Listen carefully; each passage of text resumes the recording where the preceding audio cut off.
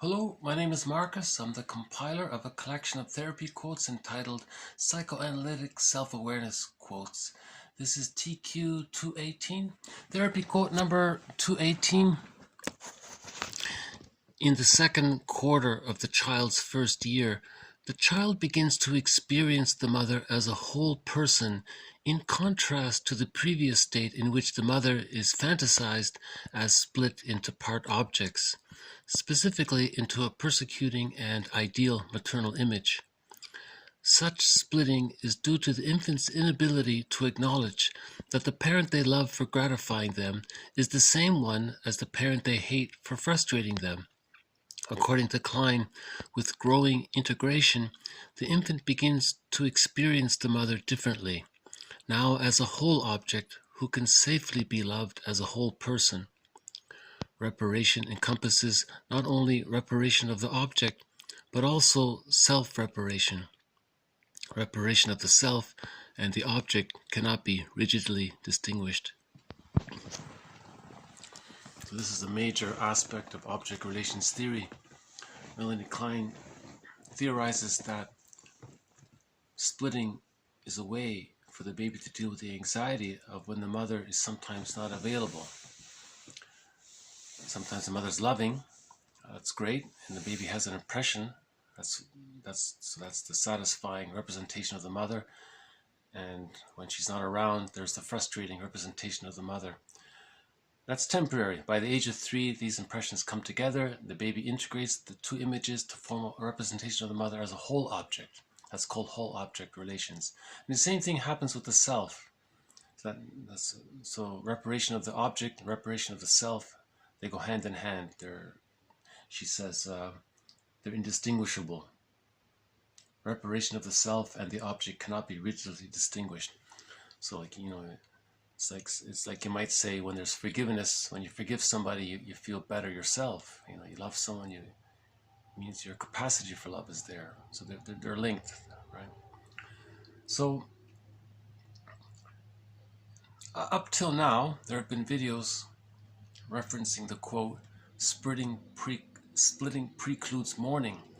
If this doesn't get a chance to integrate the two images into a whole object, and it remains like that, that's a core unconscious conflict that can influence a person's life in the future, where they do things to preserve that split. And because of repetition compulsion, they may project outwards and create non-threatening, symbolic representations of the frustrating mother to express their anger towards the mother, because the baby couldn't express the anger towards his mother. Now as an adult, he's expressing anger towards the other. There's the repetition. So that's called pathological repetition, or repetition compulsion gone awry. So he's trying. The idea is that the parts are meant to integrate. It's meant to become a whole object. That's a trauma if it doesn't. So in splitting, the adult sees the world in all X, all Y, projects the frustrating mother onto symbolic. That's called a secondary delusion. Make some excuse, provoke the other, make the other person think an unconscious fantasy that that person is the rejecting mother, and then now he's angry towards that person. That's the scapegoating phenomena. We can also call it displacement. He's displacing his feelings towards his mother, towards the symbolic mother outwardly. So it causes a lot of problems, this defense mechanism of splitting. But originally it was used to deal with anxiety. If it doesn't get resolved, it can lead to all those immature defense mechanisms we covered in previous videos: projective identification, displacement, externalization, using projective identification to control the object, to create a reality basis to continuously externalize his hostility, because he's still splitting, right? It's just like an extension of it. It's that repetition compulsion gone awry. The positive intention is to master the trauma, but you see, that's why it's gone awry. You can't do, like a previous quote said, you can't travel back in time to babyhood and express your anger to your mother back then, but you're trying to do it now with another. You see, when you're chasing a symbol, you're never satisfied, right? If you're rejecting mother onto an innocent other, you're chasing. It hurts the other, of course. They're suffering, but the projector is ingraining that split. He can't heal the split inside. Why can't he heal the split inside? Because the frustrating memories of the mother far outweigh the satisfying memories of the mother, and then the split become crystallized. It's supposed to come together by 3, 5 at the very latest, and then at midlife you try again with the therapist to bring it together. Okay, but so another aspect to why splitting precludes mourning is because from birth to 6 months, that's the stage of symbiosis. That's the extended womb. So we have the regular womb, but because babies come out too early, we create an extended womb called the stage of symbiosis from birth to 6 months. That's where the baby and the mother are blurred, they're fused. The baby doesn't have a sense of boundaries. He doesn't know where he ends and where his mother begins. And because of infantile megalomania, he thinks it's all about him. He thinks he causes everything. The theory is while he was in the womb, whatever he needed, his needs got met. And after birth, in the first 6 months, it sort of continues. He has a need, it gets met. He doesn't recognize the mother as being separate. He thinks he had a need and it got met. He thinks, wow, he created it. That's called infantile megalomania. Now, if the mother's being frustrating and having negative thoughts during this negative symbiosis phase, if it is negative, because the baby doesn't know there's 2 people involved and he's having these, and there are these thoughts there, he thinks they're his thoughts. That's called identification with the aggressor when he does that. So in later life, he doesn't mourn because if the mother's no longer around, he can't mourn her because he's her still psychically. He identified with the aggressor, and that leads to complicated grief, melancholia, and all that. TQ 211 elaborated on this. So the core unconscious conflict, the core issue is healing the splits, right? Integrating the 2 parts into a whole object. And that's what happens in the mourning process.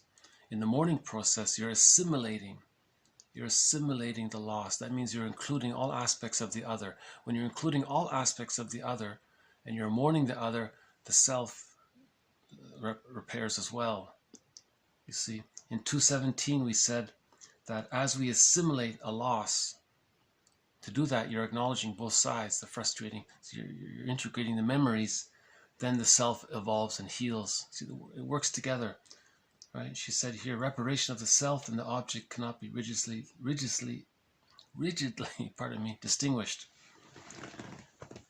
So the therapy process picks up where the baby left off. You see, the baby was supposed to bring the 2 parts together to form a whole. He couldn't. Splitting precludes mourning. At midlife, he wants to mourn. But to do that, you bring the splits together. So we're doing at midlife what the baby should have done by 3, what the child normally does by 3, and when there's a safe attachment. When there's a secure attachment style, the child can mourn losses easily in the future. He has access to his real self. He can love and forgive and feel gratitude and regret. He has the connection to his real self. He's embodied, right? He's not living in the defensive self, living in the past, repeating the past, projecting the past, and trying to engage in that repetition compulsion. The broken record, Edmund Berger talked about. Remember in an earlier quote, the neurotic is a person who carries a long playing vinyl disc playing record. And every time he sees a record player, he plays it. Means in every new situation, he plays that record. That's the repetition compulsion. He's trying to master the trauma, but it's repetition compulsion gone awry. It doesn't work, right? I think that's Sisyphus' story. He does it forever. It doesn't work, right? The idea is you have to bring the splits together. Reparation of the other leads to reparation of the self. And then mourning leads to whole object relations, which is Ubuntu, which leads to the individuation, emotional freedom, access to the real self, connecting to the real self as well. So this is a good quote. You see, I think it's a moot point. You know, she says that that during the stage of symbiosis from birth to 6 months, the baby's already forming split images of the mother and the self. Who knows? Maybe. That's a moot point. Maybe it happens after symbiosis. Does it happen before? Does it happen during symbiosis? Yeah, makes sense that it would, wouldn't it? If the mother's being, you know, the baby's not hungry, but the mother says eat. She's gaslighting the baby. So that's a violation to the baby's integrity. He's angry. He splits the image of himself, his feelings, the relationship with his mother, the image of his mother at that time. All that gets split off. And again, if the negative experiences outweigh the positive experiences, that splitting remains. Right? And then splitting precludes mourning. That leads to complicated grief, because the baby identified with the aggressor. He can't mourn the loss of an other if he's the other. You can't mourn the loss of yourself. You know? Right? I mean, to mourn the loss of the other, if you identified with the other, it's like, you see, it doesn't work, right? You need differentiation. You need to separate out the boundaries. Who's who? Mother's mother, child is child. That's differentiation. That happens at the age of 3. That's called whole object relations. So at midlife, you get those whole object relations again, right? Through the mourning process, the grief work process, shadow work. That's what Lowell said. We have to do this inner work. And all of the authors say, you know, take responsibility for your unconscious history, your unconscious past. Robert Bly says, read psychology every day for 10 minutes, and you'll be able to build your narrative and integrate the parts as you understand what's happened, you know. Okay, so I'll just leave it there. That's 218. Thank you very much. More to follow. You know, since this is such an important concept, I'd like to maybe just do a quick read through, if that's all right. In the second quarter of the child's first year, the child begins to experience the mother as a whole person, in contrast to the previous state in which the mother is fantasized as split into part objects, specifically into a persecuting and ideal maternal image. Such splitting is due to the infant's inability to acknowledge that the parent they love for gratifying them is the same one as the parent they hate for frustrating them. According to Klein, with growing integration, the infant begins to experience the mother differently, now as a whole object who can safely be loved as a whole person. Reparation encompasses not only reparation of the object, but also self-reparation. Reparation of the self and the object cannot be rigidly distinguished. And from 217, our evolving self is assimilating an experience of loss. So that from that 217, as we assimilate the experience of the loss, that's bringing the parts together. That's how to mourn. You have to assimilate the experience of the loss. To do that, you have to acknowledge both aspects of the other. That's how you assimilate the experience of the loss, and the evolving self comes with that. That the evolving self is evolving because of that. It's an important concept. Yeah.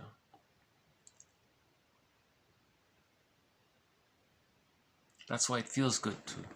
You feel like a better person when you express gratitude or apology to someone else. You know, not in defensive mode, but if you've reached whole object relations. So the goal is to reach whole object. So if a person doesn't know how to feel gratitude or apologize, remember, babies don't say sorry. Babies don't say thank you, right? Because you see, you need whole object relations for those kinds of emotions that are connected to the individual self, right? The Ubuntu.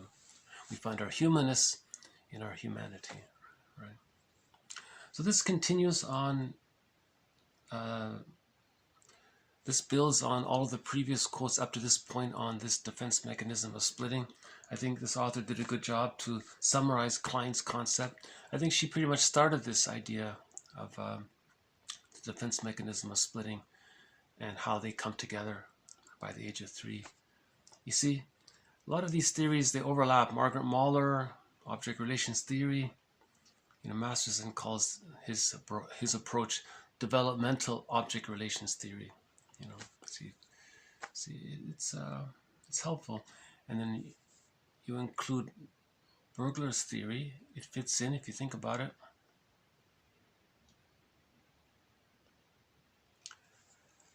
More to follow. Thank you again. This has been 218. Bye for now.